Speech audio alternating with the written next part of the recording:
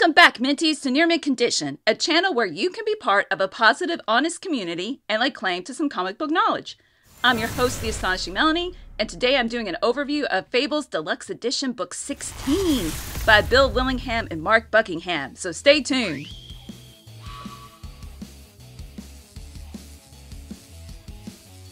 Fables. It's been 6.5 years since the last deluxe volume was published. It's like coming home. And even though I'm just doing an overview and not reviewing in detail, I will say it was a fun read and I wasn't disappointed.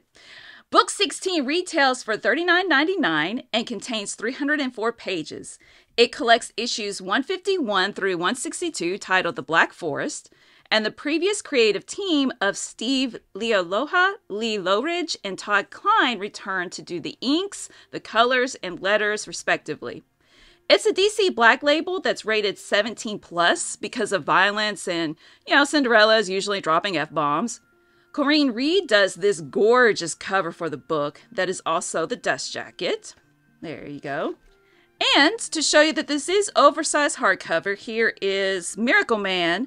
I picked on purpose this tray to compare the sizes to because Mark Buckingham does the art on this as well. Here's the book opened up so you can see the front and the back together. And the end sheets, they are this beautiful shade of purple that's a little streaked in. It looks really great when you see the side of the hardcover peeking out.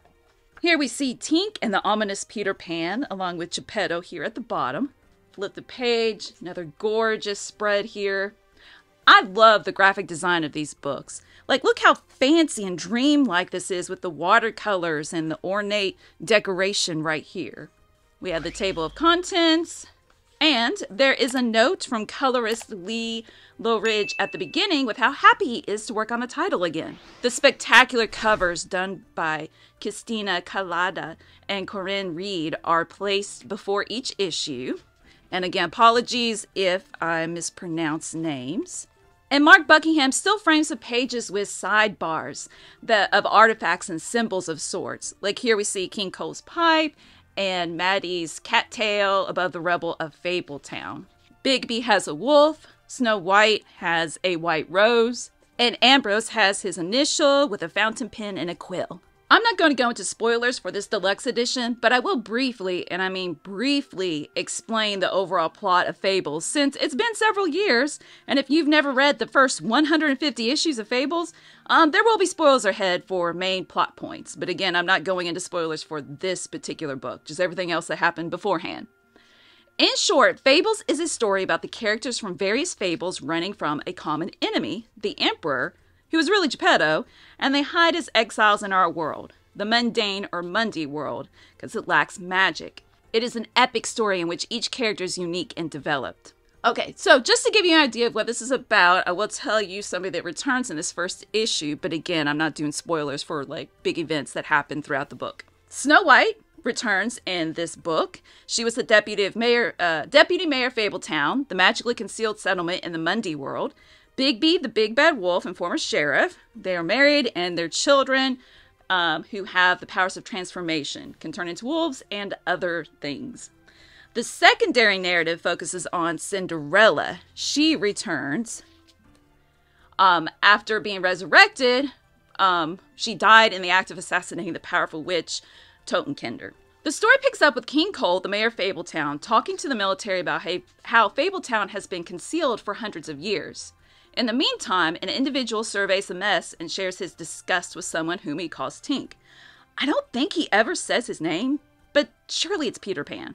Later we see how powerful this grown-up Peter Pan is when he confronts Geppetto, who he had allowed to rule over the worlds as long as he left ours alone and didn't bring any magic into it. Bigby moves his family back to his home world where a new character named Jack in the Green, who has, quote, earned fair and square the title of the Protector of the Forest, is living here. I looked up Jack in the Green, and let me enact the right of YouTubers to summarize Wikipedia entries for you. In the 1600s in England, milkmaids decorated their pails with leaves for the May Day parade. After that, the tradition grew into wearing a whole costume of woven foliage. Perhaps it is associated with the spirit of spring from pagan rituals. There's also a connection with chimney sweeps. None of that factors into this character, though. She looks like a cool counterpart to Peter Pan, who at this point is wearing a suit in the story. And she confronts the old Jack in the Green to declare that she has now taken over the role. She finds herself pitted against Peter when she goes to confront the new threat to her forest. One of the motifs in this book is that things aren't as they appear to be, and Bill Willingham definitely focuses on the wolf children's adventures with this motif. They are forced to get out from underfoot as they build their new home and to not come back until they've had an adventure. Ambrose, the intellectual one of the group, finds a bookworm creature that is more than it appears to be. Blossom finds a pile of locked treasure chests and a voice convinces her to open one. Connor becomes a sidekick to a self-proclaimed hero. And Winter, who is now the primordial powerful north wind, decides to explore a world in a teacup on the back of a tortoise. The extras in the back consist of Mark Buckingham's variant cover art gallery, with the exception of the first one drawn by Julian Totino Tedesco. I love how this one is framed with their children running around a circle of their faces. The arrow that Jack in the Green has, that plays an important part. I like her reflection right there in the glass of wine. I like the whimsy in this one and the epic, dramatic fight that's going on here in this one. Snow White ready for battle, and some ads, and the end papers. This book has glue binding. Omar made fun of me for wanting to say that it was bound by glue, so it has glue binding.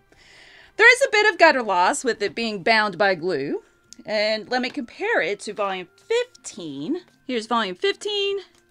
And this has sewn binding, so you get an eye there, and the pages lay more flat. Ooh, what a great spread to just accidentally land on. Totally planned that. The paper in volume 15 is more glossy. This one has more of a satin feel to it. Yeah, I don't know why I have to show you me feeling it. There you go. Satin feel, glossy feel. Before we wrap up, I just want to mention a couple of things. First of all, I thought it was a cool coincidence, a coinky-dink, that I was reading Miracle Man last night, which, by the way, I highly recommend, by Neil Gaiman and Mark Buckingham. And it says here that West City Eyes Only, this is the spy story segment, Project Cinderella. And I was like, oh, that's so cool, because Mark Buckingham drew this, and later on he would go, because this was in the 80s, to draw the Cinderella being a spy in Fables. It's really cool to see how Mark Buckingham's art style changed, and to see him draw, such as in that spy story, more realistic faces. He's got a different art style in every story, basically. Just, wow, he's so talented. And one of my favorite pieces of art that I own, that I got signed by Mark Buckingham, I got at the Baltimore Comic-Con, and I cried. I didn't know I was going to cry, but I cried when he signed this to Melanie and Omar, because I realized that while I was reading Fables, I kind of put myself in Snow White's shoes. I kind of put Omar in Big B's shoes, and his art is what brought these characters to life as well. So it means, this piece means a whole lot to me. I'm glad to have this addition to the Fables. The book itself is gorgeous, it looks great on the shelf, and it keeps the spirit of the Fables epic alive. If you're interested in purchasing this, please check out our sponsors. If you're in Europe and you're interested in buying these books, definitely check out Walt's Comic Shop in Berlin, Germany. They have the cheapest pre-order prices, flat shipping rate of €12 for all EU countries, emails answered within 24 hours, waltzcomicshop.com, and you can use the code nearmintcondition at checkout and get free shipping for all EU countries with your first order over €40. That's Walt's Comic Shop, your reliable source for omnis and premium collected editions in Europe. Ding!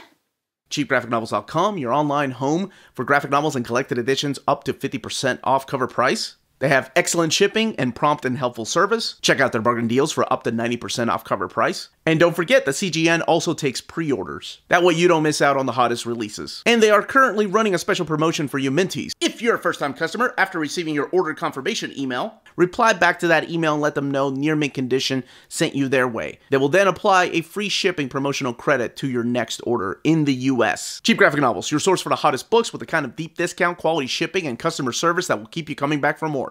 And that was the content, page count, and build of this book.